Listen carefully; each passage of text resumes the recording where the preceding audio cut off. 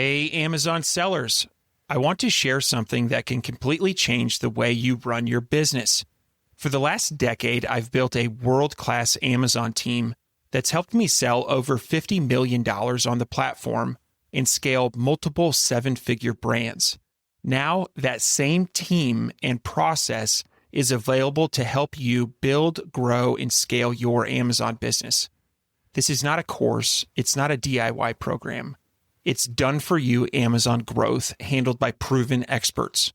We handle everything from listing optimization and SEO to PPC, inventory, catalog management, promotions, review strategy, compliance, and new product launches, so you can focus on running your business while we handle the rest. If you're ready to turn your Amazon channel into a profit machine, visit the link in the show notes, calendly.com/firingtheman/Amazon, and book a time to see if this is a good fit for you. Welcome everyone to the Firing the Man podcast, a show for anyone who wants to be their own boss. If you sit in a cubicle every day and know you are capable of more, then join us. This show will help you build a business and grow your passive income streams in just a few short hours per day. And now your hosts, serial entrepreneurs David Schomer and Ken Wilson. Welcome back to the Firing the Man podcast, the show for entrepreneurs who want to build businesses that give them freedom and fire themselves from the day-to-day grind. Today's guest is Stephen Pope, the founder of My Amazon Guy, one of the most well-known Amazon agencies in the world. Stephen built My Amazon Guy from the ground up into a team of more than 500 specialists across the globe, helping brands scale their sales on Amazon through world-class listing optimization, PPC management, catalog troubleshooting, and creative strategy. His team manages thousands of ASINs and has become a go-to resource for brands that are serious about winning on the Amazon marketplace. He's built a massive following online by openly sharing technical Amazon knowledge through YouTube, podcasts, and social media, breaking down the exact strategies brands can use to increase traffic, improve conversion rates, and scale profitably. In this episode, we're going to dig into what separates the top performing Amazon brands from everyone else, the biggest mistakes sellers make with listings and PPC, how Stephen built and scaled a 500-person Amazon agency, and where he thinks the future of Amazon selling is headed. If you sell on Amazon or you're thinking about launching a product, this is an episode you will not want to miss. So with that said, let's welcome Stephen Pope to the Firing the Man podcast. Welcome, Stephen. Hey, David. Thanks for having me on. Absolutely. Looking forward to digging in. So to start things off, can you take us back to the beginning? What led you to start My Amazon Guy, and what were some of the early lessons you learned about selling on Amazon that still hold true today? So I worked for a bunch of failed startups. Amazon was discovered while I was working for Ulla Popkin, a women's plus-size clothing company owned by a German. And this was like when FBA was just starting to come out, and I couldn't convince them to load inventory up into a warehouse they didn't have control over, which I can't blame them looking back. Like high SKU counts, clothing, FBA. That's hard. That truthfully, that is hard. But we were in the beta program for advertising. Nobody else really had access to advertising back then. And so I worked for a bunch of failed startups, like one after another. I worked for the Brits selling restaurant equipment. I worked for the Germans, and I worked for the French doing some consulting under Verizon Wireless. And what happened at every one of these failed startups is I would lose my job, but the people I worked with liked me, would refer me work, and I'd ended up side hustling all of this Amazon consulting work over the course of 4 or 5 years. And I did it for the money, truthfully. I started to like it, and I got really good at it. Then one day, when the next failed startup ended, I got a 3-month severance. I was working for a lighting company, Lights Online, owned by Progressive Lighting in Georgia. And I was like, whew, I'm 30 years old. I'm making $200,000. Who the heck is going to hire me? And I moped around in the forest for a couple of days. And then I was like, I'll hire myself. Make a LinkedIn post. hey guys, well, I figure out myself, I'm going to do some consulting for Amazon brands. Anybody know anybody that needs help? That was the post. It was like super simple, 2-liner, might have been my first LinkedIn post ever. I don't even remember. And within 2 days, within another 48 hours, I had signed a deal worth several $1,000s a month for a supplement company. That brand still with me today, 8 years later. And that's how I got into it. But along the way, I resisted starting an agency. And I'm like, I hate agencies. I've worked for one before under Publicis, and just seeing all the politics and the client bullshit you have to go through. I was like, I don't want to do this. Why would I want to fire the man and then hire 500 more bosses? That was what was going through my head. Unfortunately for me, it took off and I was making $50,000 MRR almost within 90 days, like unheard of, just immediate success. I was making content on YouTube. I even posted my cell phone number in one of my videos, like the first or second video I posted out there. And I had 100 phone calls off that video, just like crazy entrepreneurial stuff that you hear about when people grind it out. So it was widely successful. I had to hire people immediately. I hired people out of my church. I hired people off LinkedIn, Indeed, whatever local social media I could get my hands on. Facebook, maybe even got an employee off there at some point in my first 10. And it just took off. So after that, I was like, all right, I guess I'm doing this for the rest of my life. And even though I have fired the man, it's still every day I have to go to work and still put in the effort, still reply to emails, still talk to my employees and manage them. Yesterday, I was having a conversation with a guy whose father was dying. Things nobody ever signs up for. That's what it's like to own and run a company and fire the man, so to speak. Got it. Well, I love that story, and what a good intro into selling, and it seems like when people would get fired by a failed startup, they may ditch what they're working on and go try something different. And so, good for you for doubling down on what you had competencies in. And I have to say, I've been in, and I mentioned this before we hit record, was I've been a fan of your content for a long time. And one Thank thing you. that I especially like is you give away all the secrets, like all the secret sauce. It seems like what a lot of people will do is they'll say, all right, I'm going to give you 20% to get you interested. And if you want the other 80%, you hire us. But you've done an outstanding job of providing value, and if you're discussing a particular strategy or tactic, you give the complete package. And so was really excited to have you on the show today, and excited to chat more. Thank you for noticing that. And it's really worked out for me, I might add. And I think others should replicate that model. I think it levels up the whole world a lot faster. Mm-hmm. Yeah, absolutely. I fully agree with that. So one interesting lens that you view Amazon through is through all of your clients. And, if I think of myself as a private label brand owner, I am only looking at Amazon through my single lens, through my single brand. And so my question is, when you're working with a variety of clients, what are the winning brands doing differently than, say, the ones that are struggling on Amazon?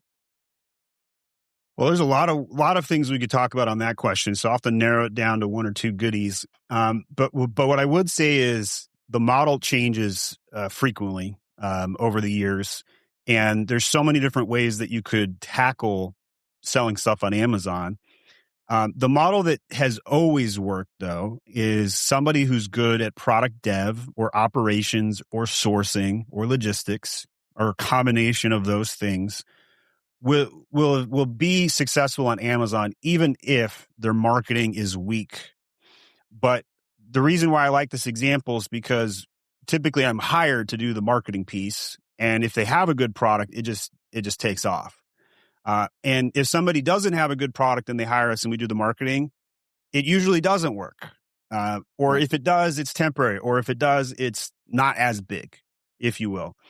The problem is that when you do have a good product, people rip it off constantly. And you got the Chinese over there who do not care about intellectual property. And your own factory is hawking your own patented item to 17 other vendors. It's a mess, right? It's a whole cultural problem. Trump's trying to solve that with tariffs and taking over the world's oil supplies. And, there's a lot of geopolitics in the background going on. But the brands who are able to get something that consumers want and feel that demand tend to win. The question then becomes, how long can they win for? Can their product go 2 years without being ripped off? Usually not. So then after the product is good and it gets the demand, then how do you maintain that velocity? And that's typically where the marketing and the brand story take the rest of the pie. So you could take one of my clients is Chirp Wheels. They have fantastic video content out there. It made my job really easy because they're demoing their product. And since they've been successful doing millions and millions of dollars on Amazon, and I've been their exclusive partner for, 5 or 6 years. They saw hundreds of knockoffs, hundreds of different wheels that people rotate their back on. And hopefully we put chiropractors out of business because, that business needs to go. But suffice it to say, they're still winning because their brand story kept people enticed or interested. It's kind of like a Dude Wipes storyline, right? At the end of the day, Dude Wipes is a wipe, and wipes have been around for a long time. But Dude Wipes can make the claim, and it might be even accurate, that they've taken a percentage of sales from toilet paper, big paper, if you will. And they make a hoot and a holler, and they shitpost on social media, and they make fun of everything. And they got people spreading chocolate on cheeks at shows and come wipe it with toilet paper. Now come wipe it with our wipe and see the difference. And that's, you're leaving chocolate on your butt if you don't use our wipe. That kind of hilarity ensues. And that's very long-term brand power, right? So I think that logistics, sourcing, that gets you started. And what keeps you going is the brand, that the marketing is able to tell that story. Mm-hmm. Let's talk about where exactly on an Amazon listing or on an Amazon brand, where are the best places to communicate that, right? There's the EBC module, brand story, but there are other areas. And what would you say for a company doing a good job on the marketing side of things? Where are they expressing that or sharing that story within their Amazon account? So the majority of products that sell on Amazon do not do this effectively, right? And case in point, how many monthly searches does your brand term have, right? So if you're looking up, your search query performance data, I like to use the ICAP marketing method, ICAP, impressions, clicks, add to carts, purchases. And it's a really great model to figure out like where your brand is doing well. But just to specifically address the search volumes, you can tell how many monthly impressions are coming for your brand. So if you have less than 100 monthly searches for your brand, you know that you're not doing a good job with your brand name, or you sell a commodity, and no amount of branding will change that. However, there are exceptions to this, like Dude Wipes. They sell a commodity, and somehow they're the most famous wipe in the world now, at least for men. And so it is possible to brand those commodities. And I know you're looking for some specifics, so let's dive in. So the main image, you got to start there, but the brand should be small in comparison to the keyword, right? So Dude Wipes, in this case, does both at the same time with its keyword and its brand. But if we were to talk about just a random product, like I've got on my desk here some aloe vera, right? So on the packaging, they have the brand name The Biggest, and they have organic aloe vera, slightly smaller, and they have a big plant, right? So there's some good things going on with this packaging. But if we were to analyze like how to make this better for a main image on Amazon, the aloe vera should be like 3x the size of the brand name. And so you can look at the orange product that's for dog cleaning supplies. And they did exactly this. When Thrasio, before they were bankrupt, bought this brand, They took it, they tripled the size of the keyword on the main image, and that started to get the sales to go up, right? So why does that address the brand story? Well, first of all, you have to get sales by generating clicks. You need that CTR to get anything started before you even get to the listing. So you got to start with the main image. Your branding is commoditized in the search results. Therefore, main image is a small step towards rectifying that. We could talk about title, bullets, but nobody really reads these days. It's images are for people, text is for robots. So all of the text and keyword optimizations for robots, yes, you could tell your story there. It's pretty much irrelevant. So that leaves us secondary images, the brand story module, and the rest of A+ content, or EBC, enhanced brand content. And these are okay, but realistically, only 1 out of 10 purchasers are actually looking at this. So again, it's a small fraction. So then after that, we're left with packaging and the consumer experience following the purchase.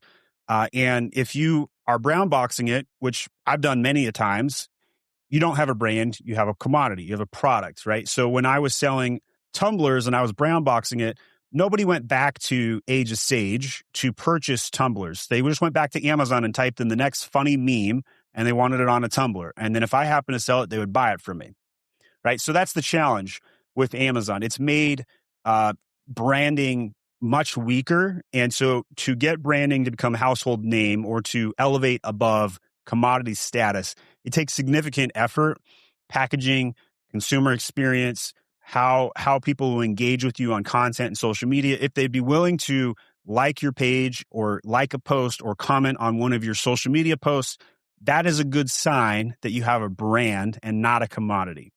So there's a lot to break down in some of those specifics, but that's kind of high level how I would address that. We didn't talk about video.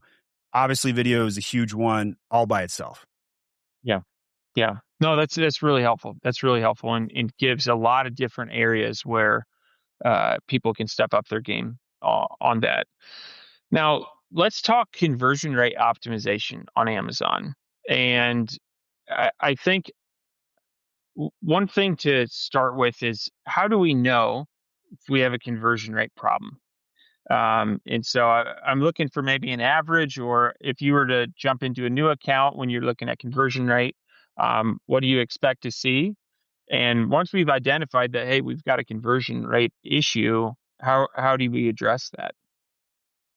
So the Amazon platform gets conversion rate between 8 and 12% across its platforms. So if you compare that to a Shopify website, which gets 1 to 2%, you would by default already believe that conversion is pretty awesome on Amazon. And that would be a true statement. Now, how do you know if you could improve it? Well, you can always improve something. It's just a question of scale, time, priorities, etc. But if you have a conversion rate of 8% and you track that by keyword on the ICAP report over in the search query performance section of Seller Central, and your competitor is getting 10% and your other competitor is getting 11 and the other one's getting 12, you know there's a problem, right? And so when we look at conversion improvements at large across the internet, we usually talk about anxiety reduction and friction improvements. So anxiety, do I trust this product? Can I give them my credit card? Friction, can I find the checkout button? Is it 3 clicks until I purchase? Or can I find the right product details to make sure this product is for me? Those sort of things. The Amazon platform solves significant portions of both of those categories of friction reduction and anxiety reduction. And so it becomes very difficult to improve conversion rate on Amazon because of that. Therefore, you should actually spend most of your time generating traffic and just utilizing what Amazon's already solved on the conversion front. But again, you still can improve conversion. But one of the things that a lot of people don't realize is that when you improve click-through rate, CTR, you actually improve conversion as well. People sometimes think, oh, if I go mess with my main image, it'll hurt my conversion rate. That's literally not true. It's completely congruent with each other. If you improve CTR, your conversion goes up. There's a lot of other things you can do to improve conversion too, like go address your typical FAQs from the consumers. Anything that reduces return rates will also improve conversion rates. What are people looking for, and give it to them, right? Fastest way to grow any business ever. This is true for consumer goods, service-based, doesn't matter. Fastest way to grow a brand. Ask consumers, what do you want? Give it to them. And then here's the third step a lot of people forget about. Ask, did you get what you wanted? And if you do that feedback loop, back and forth, give them what they asked for, check if it was right. That's how I built my Amazon guide. That's how you can build any brand ever. Sometimes people don't go back and get that feedback. Therefore, they go off left field and they don't give consumers what they're looking for, and they start to slowly digress. Mm. On collecting that feedback. So if I compare an Amazon storefront to, say, a Shopify storefront, what you're able to communicate with your Amazon customers is much less. And so versus if you look at like a post-purchase survey on a Shopify store, where you can ask what almost made you not purchase. You can ask very specific targeted questions. And so I fully agree with you on getting that feedback from customers. But what's the best method within terms of service to collect that? There isn't one. So the ways that you can do it is to look at the negative reviews and address them. Size, fit, color, those sort of things create a lot of anxiety that the consumer is not going to get what they want. Addressing the return rates. If you have the badge that says frequently returned on Amazon, you are screwed. If your 4.3 stars gets down to 4.2, then you're rounding down to 4 stars, then your conversion starts tanking. If you get down to 3.6, you're pretty much done on the platform, unless you're selling a super niche health product that nobody else can get, or all the health products in that category all have terrible reviews. But if you get consistently poor reviews on a particular subject matter, you should be able to address that and fix it. You can also read the return reports. Although a lot of consumers are lazy and they're just making shit up, you still can gain some insight and knowledge that, like, hey, there's a fit problem here, or hey, it didn't come with the screws to assemble my table. Those sort of things are pretty obvious. You can also give the product away or have friends and family order it and do that organically to get their feedback. But it's a lot of effort to do those sort of things. And so I don't generally recommend spending significant time on this particular question. But when you do the sample ordering of a product, that's when you have the best opportunity to do it without high costs. And that's when you can show your sample to lots of people. So right now, I'm working on a new service for lawyers, and it's called confidential.law with a K for the C. And I'm going to go talk to 20 lawyers before I start investing heavily in this. And I'm going to go quiz them. What are you looking for? What's your biggest problem? Oh, you really hate Clio. Tell me more about that. What is enraging you about this only offer that currently, helps lawyers with their CRM and customer data and automations and stuff? And I'm going to listen to them and I'm going to write down exactly what they say. And then I'm going to make that part of my marketing. And so you can do the same thing as a product goods, seller on Amazon. You can get 100 samples of your product, give it away. This is exactly what's the, I forget the name of the sunflower seed company that did this. They went over to baseball games and they started giving their product out to baseball players and recorded the video. And they got enough people to say, yeah, that looks good. I like it. Or they gave enough free product away. And then everybody else wanted to eat the same sunflower seeds that pro baseball players are doing. It was ingenious. These were like teenagers at the time. And now they've got like the biggest sunflower seed brand on Amazon, right? Like that's a real world example. And of course, I can't even remember the name of the brand, showing how irrelevant branding is on Amazon. But nonetheless, highly successful. Yeah, absolutely. Absolutely. You had talked about reviews, and it seems like there's two types of review problems that people have. One, they don't have enough reviews to build that True. credibility, or they have bad reviews. They've got a couple 1 stars that are really dragging down their average. And whenever this topic comes up, I always like to say, a clean conscience is a comfortable pillow. I'm using this brand to support my family, and there are a ton of sketchy ways to get reviews, but I like to operate within the terms of service. And so for those two camps of people, you don't, let's start with you don't have reviews. What are some legitimate ways to get those first couple reviews? Most people are not going to like my answer, but it's simply sell more product. Okay. Like all of the review gen strategies just do not work in 2026. They just simply don't. They all have too much risk. Amazon is hostile to review gen. They have cut you off at the knees from emailing and asking for reviews. If you have anything that resembles 5 stars review for incentives or anything that even asks for review in your product packaging, they will ban your product at some point and require you to forcibly return your FBA inventory. It's simply not worth it.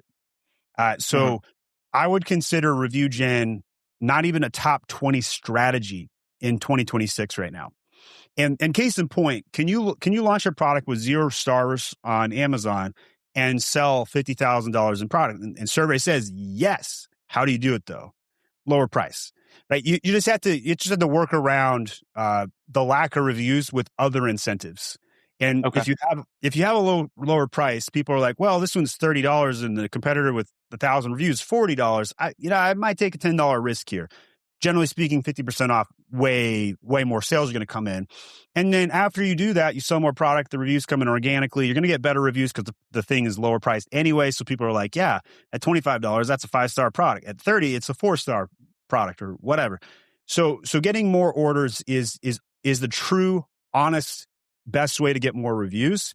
Your challenge is 1.5% of people leave a review, and you cannot really structurally improve that without cheating.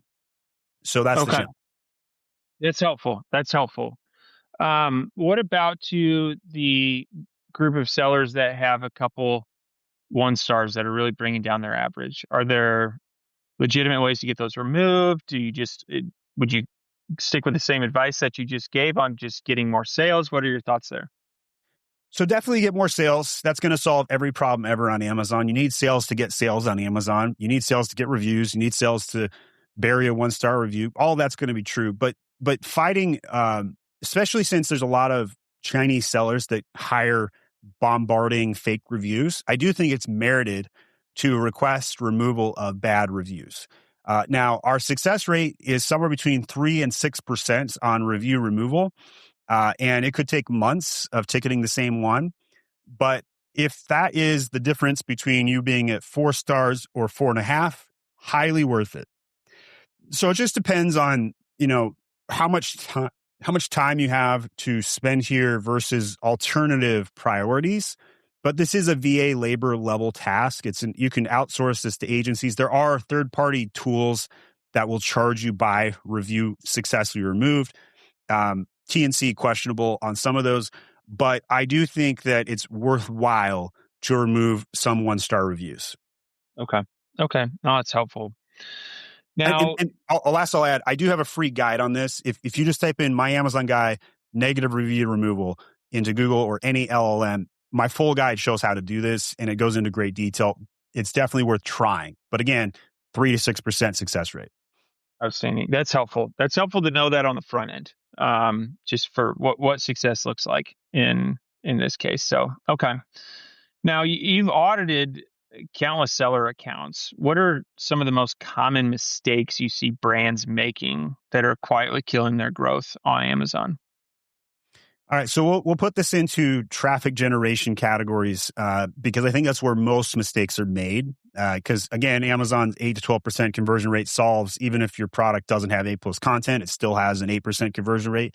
You should obviously have A+ content because it gets you more traffic, right? But the point is that traffic generation is where all marketing begins.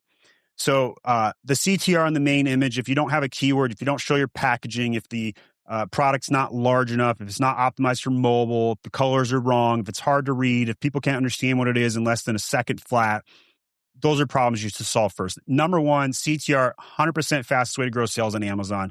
No question about it. Like we could do a whole podcast just on CTR. It's that worthwhile. Could do a whole 10 hours on CTR. It's that worthwhile. People should be spending significant amounts of time focused on click-through rate. After you solve that, the next would be advertising. So I think that there are structurally lots and lots of thousands of different micro mistakes when it comes to PPC on Amazon. People under-invest or under-index on broad and auto campaigns. They're over-indexing and overspending on exact match. The amount of tools that are available in 2026 versus, say, 2020, 2023, et cetera, are significantly different today. You now have the ability directly in Seller Central to do some forms of time bidding changes And so if you know that Monday at noon you have the best sales, you should be upping your bids by 20, 25, 30% during that time frame. There are a lot of negations that are lacking, even by other agencies or other automated tools, which, by the way, at my Amazon guy, we do not use any automated tools on advertising management. And the structural reason for that is that they're still not really out. They're built to do one thing really well, which is to reduce wasted spend, but they're not great at growing brands. And a holiday comes along like Labor Day. The tools are not smart enough, even though I've complained about this for 6+ years, they're not smart enough to reduce your bids on holidays. Instead, what they do, impressions go down and they raise bids. So I got fired. I was using one of the most popular automated PPC tools, which I won't name, 6 years ago. Labor Day hit. I lost 3 clients that week. All 3 complained, you spent 3x our budget on Labor Day weekend, and we got 3x worse results. And I'm like, this is ridiculous. Why can't I program this into the tool? And no tool can solve that, to my knowledge, even today. So PPC is where I would spend significant time. Make sure every SKU is advertised all the time. That doesn't mean spend all the money on equally across SKUs. You should be spending 80% on your top 20% of your portfolio, 80-20 rule in reverse. You need to have every type of campaign built. However, most secondary types of campaigns, from display to other methodologies, whether it's sponsored brands, anything that's not sponsored product proper, if it's ASIN targeting, et cetera, they do not perform as well. So 80% of your budget should be in sponsored products. 80% of your sponsored product budget should be in auto and broad match campaigns. So I like to use those high level numbers. Obviously, everybody's gonna have a little bit different result, but that's, structurally speaking, how I would address the biggest problems that we see. And a lot of negations are lacking. Not enough brands know how to run negations, and they waste hundreds of thousands of dollars on terms that will never convert for their brand. For example, if you sell wine glasses, you're never going to convert on steel wine glass if you're glass. So you got to address those structurally at account level. Okay, you had mentioned negations. What do you mean by that? So a bad keyword. So if you advertise a product, we'll keep going with the wine glass method here. I sold wine glasses for a decade, and we know what won't convert for those campaigns. And if you don't add weekly negations, go into your auto and broad match campaigns and add in negations, you're wasting money.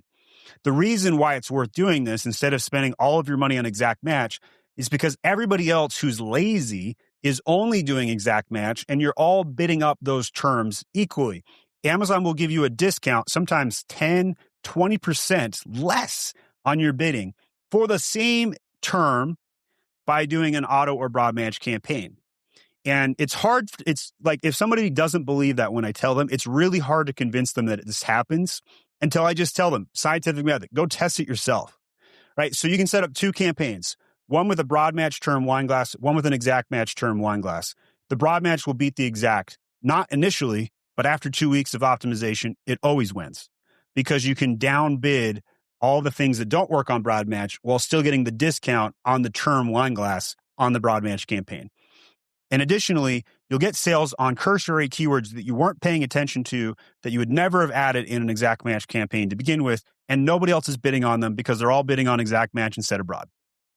Okay, that's really interesting, and I would probably put myself in the camp of someone who wouldn't believe that. However, I am a big fan of testing, and I am going to look into that. On the autos, it seems like there are seasoned brands. Like, I've got a brand that I've had on Amazon for 9 years.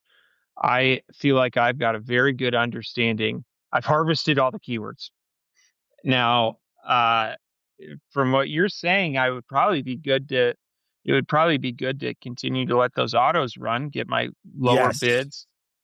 And that's interesting. Okay. Your auto campaigns will outperform your exact match within 2 weeks. Okay. Great. I love it. I'm going to look into that. On a healthy PPC account, what percentage of revenue is going to ad spend? This is going to be category specific. So if we're in supplements, obviously you're going to be paying through the nose. If we're in home goods, you might be spending as little as 8 to 11%. Tacos, But every year it does seem to go up about a half percentage point. So I would say in 2026, we're looking at 12% tacos as a statistical average across categories. But if you want to grow, more than that. So if you're in the 15% category of tacos, so every $100 you sell, you're spending 15% on ads, not just on ads dollars generated, but all account dollars generated, total account, then you're going to be looking at closer to 15% if you want to grow aggressively. Now, can you get away with 8%? Yes, you can get away with it. If you got a long-standing brand, it's got power, it's got 1,000 reviews, 100% you can spend less. And if you want to take profits, like sometimes, every PPC question ever could be answered with, well, it depends on your goals, right? And so the best way to address this is to answer the question with a question, which is, what is your goal on a scale of 1 to 10? 1 being profit at the cost of growth, 10 being growth at the cost of profit. What's your number? Based on that, I can give you a tacos all day long by category, et cetera. But it's just structurally important to know that if you spend money on ads, it needs to be productive, and it can always be productive. Now, if you have a seasonal item, it's more productive during certain times of year, obviously. But that doesn't mean shut it off completely. It just means maybe you spend 80% less during your off season. Okay. The other thing that you had mentioned was applying the 80-20 rule to the keywords that are really moving the needle on sales. In your reports, what are some of the most helpful reports that you're looking at that aid in PPC? My favorite report is the Search Query Performance Report. And it's got the best data. It tells you your impressions, clicks, added carts, and purchases, ICAP, by keyword. Prior to this report coming out 3-4 years ago, you had to estimate it with third-party tools, which were directional and helpful, but not accurate. And it changes on a week-to-week basis. So inside of the Search Query Performance Report, if you find out that you have a ridiculously high CTR and conversion rate for a keyword, it's 100% a signal, spend more on ads. Why? Because if you have a high CTR, you're going to have a lower bid cost for that term, because Amazon rewards low PPC costs, they'll charge you less than the next guy if you have a higher CTR. They'll also charge you less if you convert better. So by looking at that report, you can basically figure out within a micro minute where I should spend more money on PPC. Conversely, if you find out you have a low CTR or low conversion, spend less on those PPC terms as well. Even if the ACoS is good, it's still, structurally speaking, more opportunities elsewhere available. Okay. Now, when you say spend more, does that mean going into your campaigns and increasing the bid, or allowing a higher budget within that campaign, or a combination of both? All of the above, but probably also creating new campaigns and having additional match types made for those keywords. So the example I like to give, and I could show you a graph and some of the results at myamazonguy.com/ICAP. But essentially, we took a product, some sage that you can burn, and we found that when I had, I could 3x my results by spending more on that term. I also added the term to my main image as well, and it also increased sales and tripled the conversion rate and tripled the impression share, et cetera, et cetera. Total market domination. I went from 7% of the market to 21% of the market instantly. So having an exact match campaign, broad match, phrase match on that term to make sure that you have every iteration available and bidding accordingly is very, very important. And then also making sure you have video ads on your top keywords. Video is still slept on in 2026 when it comes to video ads. There's some really smart people who were able to download every video ad in existence on the Amazon platform. Amazon got really pissed and banned them. But what was striking from that exercise was just how little or how few video ads were running, or how much money was going there. And so the takeaway was, if you show up with an AI video, which is good enough but not great, you're going to dominate and have a better time, because the people who are hiring agencies, the people who are hiring VAs to run their PPC, or the guy who's got a 9-year-old brand, is most likely not running very much video ads or hasn't created a new video in a year or plus longer. And so you can go in there and get lots of fast coverage at low cost, which is really what marketing is all about. It's about indexing higher where there's opportunity, right? So if other people are bidding up in this one area, shift to another area where it's bid lower if there's enough opportunity for the ROI to exist or be better. And so video is just really slept on. Obviously, we could talk about TikTok. We could talk about ads running into the platform. But if we just took video ads within sponsored brands directly in Amazon, there's a massive opportunity to use those to target select keywords where there's just not a lot of video being developed, which is why Amazon's been giving so much AI support and video support and free asset library, because they're running out of room for ads and they need to sell more inventory on video. And people still don't do it because it just takes so much more work. So are you seeing, it seemed like perhaps a year or definitely 2 years ago, there would be an implicit penalty in using AI generated images. And you could just kind of tell that they didn't look legit. As we sit here talking in March of 2026, AI video has gotten pretty good. Same thing with AI photos. And so are you seeing any penalization on AI generated content on Amazon listings? None at all. Okay. Right. So the way that Amazon's going to run its algorithm, it's, are consumers happy? Are they engaging the content? Are they buying the product? If those are checking out, they're not going to care how you did it. They really won't. Right? Like you could spend 1,000 hours reading their T&C and their help files and try not to violate the rules. Or you could spend 5 hours just giving customers what they want. And you're going to outperform the dude reading the T&C every single time. Because Amazon's going to let you get away with a lot if you just give customers what they want and are doing well on the platform. Now, occasionally, yes, you're going to get a stranded listing or a suspended product for reasons unknown, Chinese sellers reporting your listing, etc. But you're still going to do structurally really good if you just give consumers what they want, which is why a lot of our CTR hacks still do good, even though they're against T&C technically in a lot of ways. And case in point, all the big brands do it. Amazon's own brands do it. And it's just funny to hear people worry about T&C when it comes to main images, when anybody and their dogs can do it and does do it and then sees good results from it and don't ever get penalized. Nobody's ever been suspended for breaking main image TOC or blurring the lines there at all. So you've mentioned a couple of these main image hacks or strategies. So putting your main keywords in larger text. What are some other ways that you've seen brands do a really good job with that main image? So if you sell soap or you sell, we'll just go back to the aloe vera thing right here, right? So on the package, it does show the plant, but if you put the product on the main image and then have the plant as a backdrop, it's going to do really good. Or if you sell a beauty product, or even if just keep going with the aloe vera product, this goop in the middle here, if I just take 2 fingers and I splash it outside of the product so the consumer can understand what they're getting, like show the product in use in a way. If you sell a supplement, you got to show the pill count really large. You got to show the size of the pill. Everyone wants to know the size of the pill. Everybody wants to know that. Showcasing that, how many servings it has, what is the MG behind it.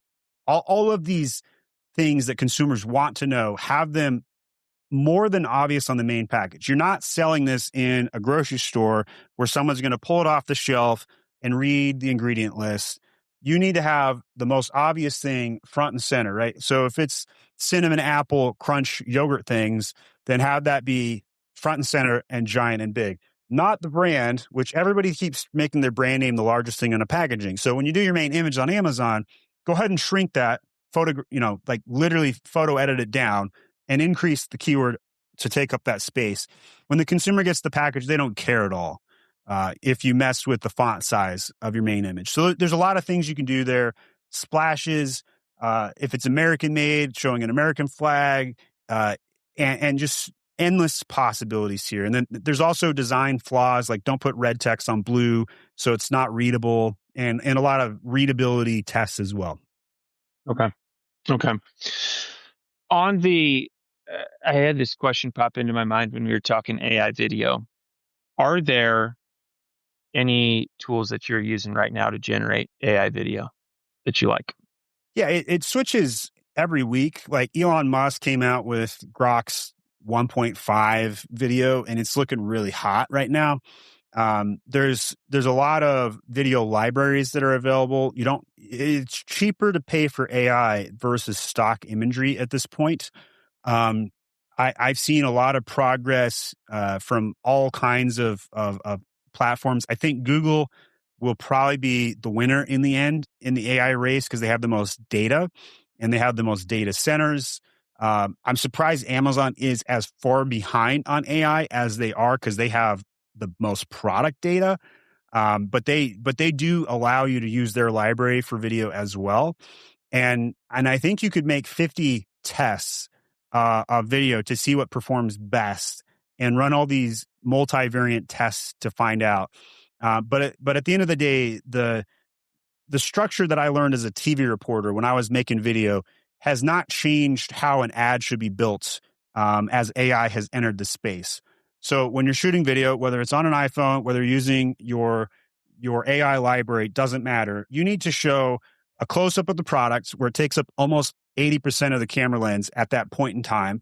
You need to show the product in use, and you need to show the lifestyle. You need to show medium shots. You need to show far away shots, and give a lot of texture and understanding and ShamWow the product, right? Like you got to be Billy Mays showcasing the product.